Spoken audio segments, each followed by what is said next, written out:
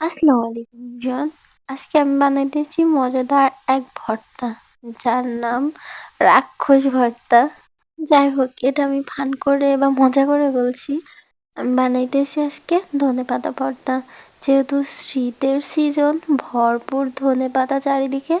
আপনিও বাসায় বানাই নিতে পারেন খুব সহজে, মাত্র একটা উপকরণ দিয়ে এই মজাদার ভর্তাটা।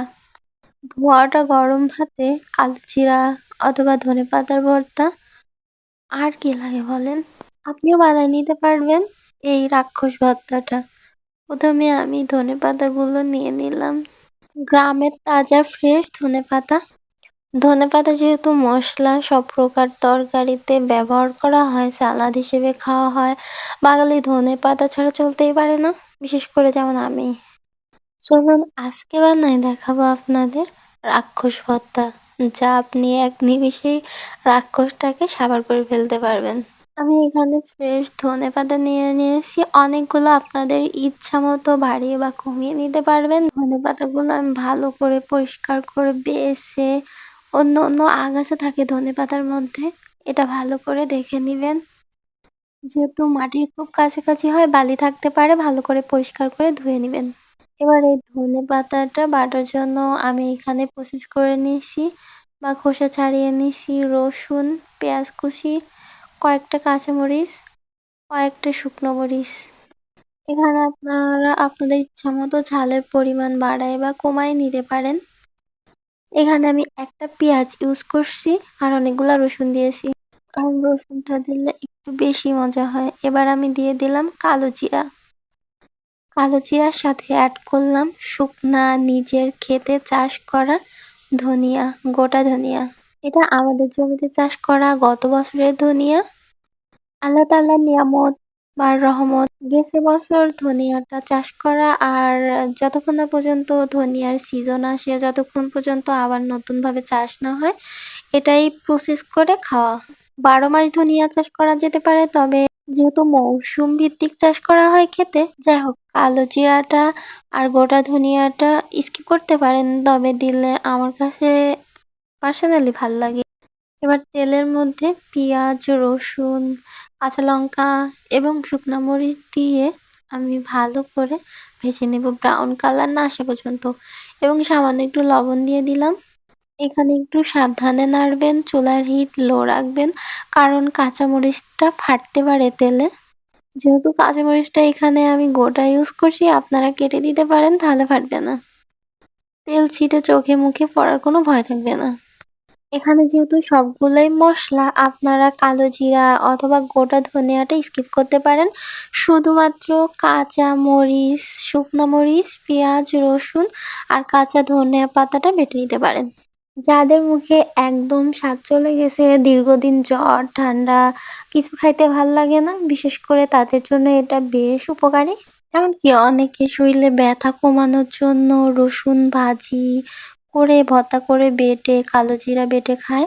এবার শিলনোড়াতে আমি গোটা ধনিয়াটা আর কালো জিরাটা বেটে নেব। আপনারা চাইলে ব্লেন্ডারে ব্লেন্ড করে নিতে পারেন, তবে আমি পার্সোনালি মনে করি যে শিলনোড়াতে এটা বাটলে বেশি স্বাদ আর বেশি টেস্ট, বেশি ইয়াম্মি হয়। আল্লাহ তাআলা শিলনোড়ার মধ্যেও নিয়ামত দিয়ে রাখছেন। আপনারা শিলনোড়াতে বেটে এই কালো জিরা ভর্তাটা বানায় দেখেন, এর স্বাদ 3 গুণ বেড়ে যাবে ইনশাল্লাহ। আল্লাহ তাআলা আমাদের জন্য এত এত নিয়ামত রাখছে, আলহামদুলিল্লাহ। এবার আমি বেটে নিব রসুন, পেঁয়াজ, মরিচ ভাজাটা। এখানে শিল বা নোড়া একটু এঁটে যেতে পারে বা টাইট হয়ে যেতে পারে, আঠালো ভাব থাকে। শিলনোড়া সহজে নড়ে না, যেহেতু কালো জিরা আর গোটা ধনিয়ার দুইটাই শুকনো উপকরণ, ভয়ের কোনো কারণ নাই। আপনারা ওই ভাজা পেঁয়াজ রসুনটা একটু দিয়ে বেটে নেবেন, দেখবেন আর আঠালো ভাব থাকবে না, কেটে যাবে ইনশাল্লাহ। এখানে পানি ইউজ করা যাবে না। এবার আমি দিয়ে দিলাম আমার কাঙ্ক্ষিত সেই ধনিয়া পাতাগুলো। ধনিয়ার পাতাগুলো আমি ভালো করে পানি ঝরাইয়ে বেটে নিছি। আলহামদুলিল্লাহ, সবগুলো উপকরণ আমার বাটা শেষ। এবার আমি এখানে দিয়ে দিলাম স্বাদ মতো লবণ আর একটু সরিষার তেল।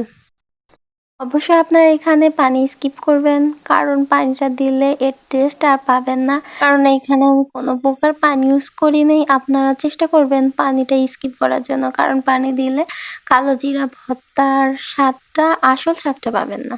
যেহেতু ধনিয়া পাতাতে অলরেডি পানি আছে, বাটলে একটা পানি পানি ভাব চলে আসে, এজন্য এখানে আর পানি দিলে আর এই ধনিয়া পাতা বা কালো জিরা, গোটা ধনিয়া সবগুলো যেহেতু মশলা, এর স্বাদ আর পাবেন না, স্বাদ নষ্ট হতে পারে। তবে কোনো কারণবশত যদি পানি দিয়ে ফেলেন ফুল করে, অবশ্যই তখন একটা ফ্রাই প্যানে একটু নেড়ে নেবেন, পানিটা রসটা টেনে নিলে নামাই ফেলবেন। তবে ধনিয়া পাতার যে কাঁচা একটা স্মেল বা গন্ধ, স্বাদ সেটা পাবেন না।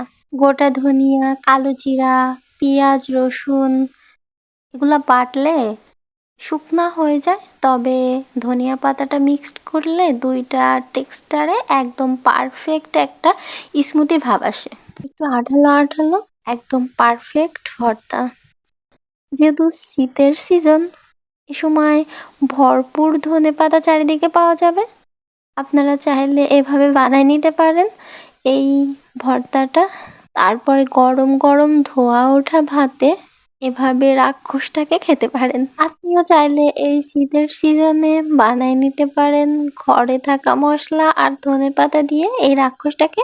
যাই হোক, এটা আমি মজা করে বানাইছিলাম। এভাবে রাক্ষসী বানায় আপনি আপনার প্রিয় মানুষটাকে সারপ্রাইজ দিতে পারেন। রাক্ষস রাক্ষস সারপ্রাইজ। রাক্ষসটাকে কেটে দেখলাম, মাশাল্লাহ ভর্তাটা আলহামদুলিল্লাহ আলহামদুলিল্লাহ, আল্লাহ তাআলার নিয়ামত। তবে এই বাটাটার স্বাদ ৩ গুণ বেড়ে যায় যখন আপনি শিলনোড়া থেকে বাটা উঠাবেন এবং কিছু অংশ শিলনোড়াতে থাকবে। সেই নোড়াতে আপনি ভাত মাখায় খাবেন যখন, গরম ধোয়া ওঠা ভাত, আহা কি স্বাদ! মাশাল্লাহ আলহামদুলিল্লাহ মনে থাকবে। এটা আল্লাহর নিয়ামত, তৃপ্তির খাবার, শান্তির খাবার। যারা একবার এই ভর্তাটা খাবে, আমি কথা দিচ্ছি প্রেমে পড়ে যাবে ইনশাল্লাহ ভর্তা প্রেমীরা। আলহামদুলিল্লাহ, আমার ভর্তা রেডি। ভিডিও ভালো লাগলে আমার পেজটিকে ফলো আর সাবস্ক্রাইব করতে ভুলবেন না। দোয়া রাখবেন, পাশে থাকবেন। সবাইকে আসসালামু আলাইকুম ওয়া রাহমাতুল্লাহি ওয়া বারাকাতুহু।